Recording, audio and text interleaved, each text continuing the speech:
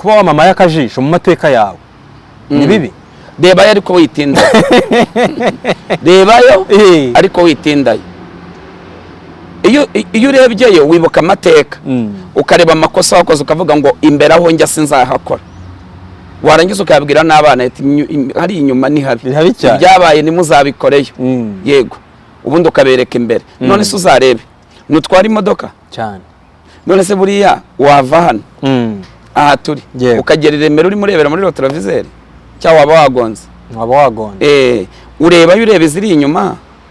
Cyangwa se bijyanye n'imana. Ariko si utinda imbere. Babyita gusenya hashize kubaka hujye. Kuko umunyabwenge nago yubaka hava, yubaka hajye. Niyo mpamvu burya Mukaroti yarebye inyuma ahinduka inkingi y'umunyu.